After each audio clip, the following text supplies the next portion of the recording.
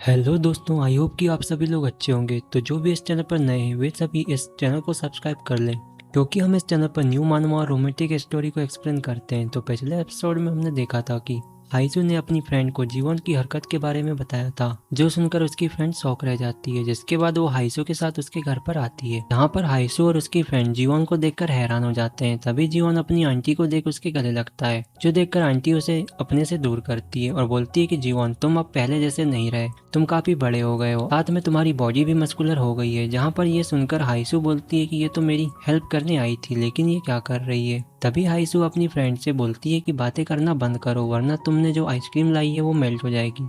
जो सुनकर आंटी जीवन से बोलती है कि चलो हम चलकर आइसक्रीम खाते हैं। ये बोलकर वे दोनों कमरे में चले जाते हैं, जहाँ पर हाइसू उन दोनों को देखकर उसे अपनी फ्रेंड पर डाउट होने लगता है। इसके बाद सीन शिफ्ट होता है और हम आंटी को जीवन के साथ देखते हैं, जहाँ पर आंटी बोलती है कि तुम अब बड़े हो गए हो, तो क्या तुम्हारी कोई गर्लफ्रेंड है या नहीं, और यदि नहीं है तो तुम्हारी आंटी इसमें तुम्हारी हेल्प कर सकती है। जो सुनकर जीवन बोलता है कि नहीं आंटी, मुझे इसमें कोई इंटरेस्ट नहीं है। जो सुनकर आंटी उसके पास आ जाती है और उसकी फीलिंग को चेक करने लगती है, जहाँ उसे पता चलता है कि कांग अपनी स्टेप मॉम हाइसू को लेकर सीरियस है। तभी जीवन बोलता है कि मैं और अज्जुमा काफी करीब आ गए हैं, इसलिए मैं अब अज्जुमा से अलग नहीं होना चाहता। जो सुनकर आंटी बोलती है कि ये आखिर किस बारे में बात कर रहा है, लगता है मैंने जितना सोचा था ये उससे भी ज्यादा सीरियस मैटर है। ये बोलकर आंटी कमरे का डोर ओपन करती है, जहाँ वो कमरे के बाहर हाइसू को देखती है, जो उनकी बातें सुन रही थी। जो देखकर हाइसू बोलती है कि क्या सब ठीक हो गया, तो आंटी बोलती है कि नहीं, अभी तो स्टार्ट हुआ है। तभी आंटी बोलती है कि क्या तुम 1 घंटे के लिए घर से बाहर जा सकती हो, तो हाइसू बोलती है कि तुम ऐसा क्यों बोल रही हो। तो आंटी बोलती है कि तुम यहाँ पर रहोगी तो मेरा ध्यान नहीं लगेगा, इसलिए। ये बोलकर वो दरवाजा बंद कर देती है और डोर को लॉक कर देती है। तभी उसे अपने बेटे यूनिवेल की याद आती है, जो सोचकर वो बोलती है कि मुझे हाइसू की हेल्प करनी होगी, वरना वो अपनी फैमिली का एक इम्पोर्टेंट मेंबर खो देगी।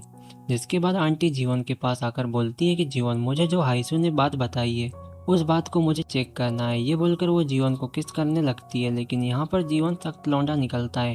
वो आंटी के सामने नहीं पिघलता, लेकिन ये देखकर आंटी अपनी फॉर्म में आकर उसे अपने संतरों को दिखाती है, जो देखकर सख्त लौंडा भी मोम की तरह पिघल जाता है। जिसके बाद आंटी जीवन को अपने संतरों को दबाने का बोलती हैं और वे दोनों वहाँ पर मजे करने लगते हैं। जिसके बाद सीन शिफ्ट होता है और हम हाइसू को देखते हैं, जो गार्डन में आकर बैठी थी, जहाँ वो मोबाइल पर मैसेज का रिप्लाई चेक करती है। तभी वो बोलती है कि शायद अब उसे घर जाना चाहिए, उन लोगों की बातें पूरी हो गई होंगी। वहीं दूसरी तरफ हम आंटी और जीवन को देखते हैं, जहाँ वे दोनों खेल रहे थे। तभी जीवन अपनी पैंट गीली कर देता है। जिसके बाद आंटी बोलती है कि आज जो हमने किया तुम उसे अपने तक ही रखना। तभी वहाँ पर कमरे में हाइसू आ जाती है, जो उनको देख बोलती है कि तुम दोनों क्या कर रहे थे, और जीवन तुमने अपनी पैंट क्यों निकाली हुई है। तो ये सुनकर आंटी बहाना बनाती हुए बोलती है कि दरअसल उसकी पैंट पर आइसक्रीम गिर गई थी। जो सुनकर हाइसू जीवन के पास आती है और बोलती है कि क्या ये सच बात है। तो जीवन बोलता है कि हाँ मॉम। तभी हम आयशु को देखते हैं, जहाँ वो बोलती है कि मैं कुछ और ही समझ रही थी। जिसके बाद वहाँ पर आंटी बोलती है कि तुम इतने जल्दी क्यों आ गए। जहाँ आंटी बोलती है कि मैंने जीवन को अच्छी तरह से समझा दिया है, इसलिए तुम अब टेंशन मत लो और तुम उसके साथ नॉर्मल बिहेव करो। जो सुनकर आयशु उसकी हेल्प करने के लिए उसका धन्यवाद करती है। जिसके बाद आंटी वहाँ से चले जाती है। इसके बाद सीन शिफ्ट होता है और हम नेक्स्ट डे मॉर्निंग में जीवन को उसके कॉलेज में देखते हैं, जहाँ पर वे सभी लोग मौजूद थे। तभी सुवान की फ्रेंड उसे अपने बॉयफ्रेंड के बारे में बताती है कि वो अपने कपड़े भी नहीं धुला करता। जहाँ उसकी बात सुनकर जीवन को याद आता है कि उसने तो अपने कपड़ों को बाहर ही छोड़ दिया है, और यदि वो कपड़े अज्जुमा ने देख लिए तो प्रॉब्लम हो जाएगी। इसलिए वो अपनी क्लास बीच में छोड़कर वहाँ से जाने लगता है। जो देखकर उसका फ्रेंड बोलता है कि वो कहाँ जा रहा है, तो जीवन बोलता है कि मुझे काम याद आ गया। ये बोलकर वो अपने घर आ जाता है, जहाँ पर वो देखता है कि अज्जुमा घर पर नहीं है। इसलिए वो जल्दी से वॉशरूम में जाकर अपने कपड़े उठा लेता है, लेकिन तभी वो वहाँ पर अज्जुमा के कपड़े को देखता है, जो देखकर वो उन कपड़ों को लेकर फूंकने लगता है।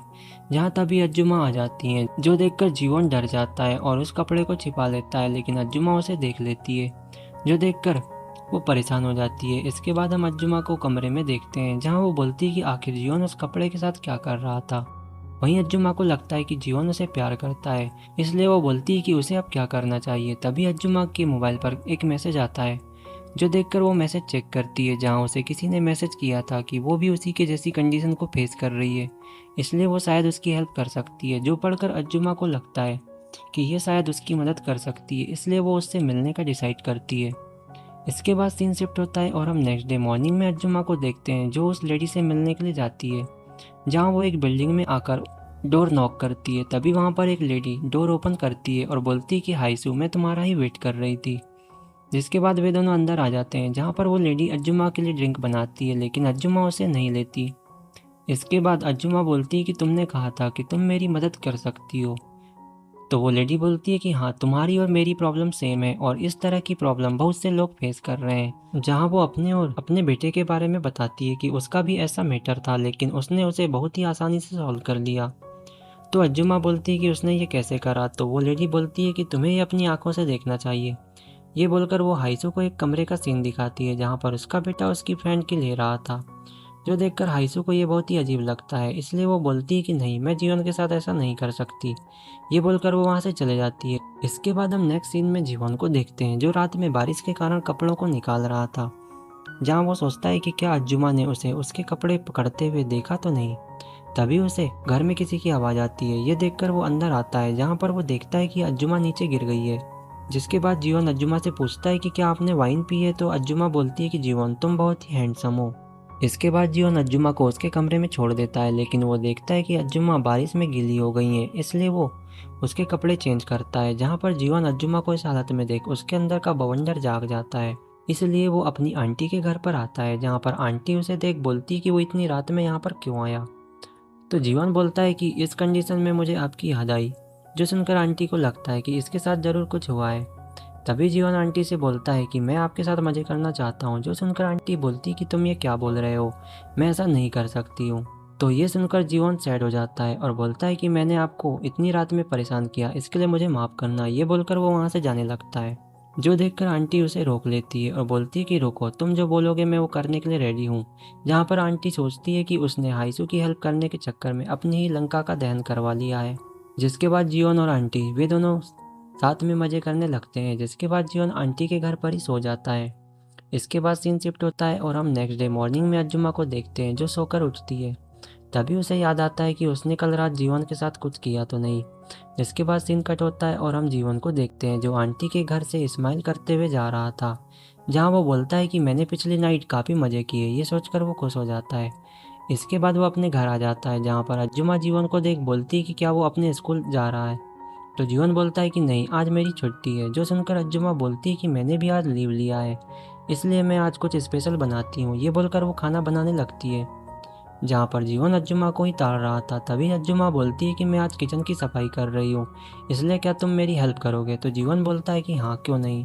ये बोलकर वो अज्जुमा के साथ सफाई करने लगता है, जहाँ पर वो अज्जुमा को देख उसके मन में डर्टी ख्याल आने लगते हैं। तभी अज्जुमा उसे एक कपड़े को धोने का बोलती है, तो जीवन उसका काम कर देता है। जिसके बाद वो बोलता है कि क्या और काम है जिसे मैं कर सकता हूँ। तो अज्जुमा बोलती है कि नहीं, तुम मुझे पहले वो कपड़ा दो। ये बोलकर वो अपने हाथ को पीछे करती है, लेकिन अज्जुमा गलती से जीवन के सामान को टच कर देती है। इसके कारण जीवन की हालत खराब हो जाती है, जहाँ अज्जुमा भी ये नोटिस कर लेती है। तभी जीवन उस कपड़े को देकर बोलता है कि आप यहाँ की सफाई करो, मैं जाकर टॉयलेट को साफ करता हूँ। ये बोलकर वो टॉयलेट में आ जाता है और सफाई शुरू कर देता है, जहाँ वो बोलता है कि मुझे अज्जुमा से दूरी बना के रखना चाहिए। इसके बाद वे दोनों साथ में मिलकर पूरे घर को चमका देते हैं, जहाँ अज्जुमा बोलती है कि मैं पसीने से पूरी गीली हो गई हूँ, इसलिए मैं नहाने जा रही हूँ। तो जीवन बोलता है कि ठीक है, आप पहले जाओ, उसके बाद मैं जाऊँगा। और इसी के साथ ये एपिसोड एंड हो जाता है। यदि वीडियो अच्छी लगे तो लाइक, शेयर और चैनल को सब्सक्राइब जरूर करना। तो मिलते हैं इसके नेक्स्ट पार्ट में।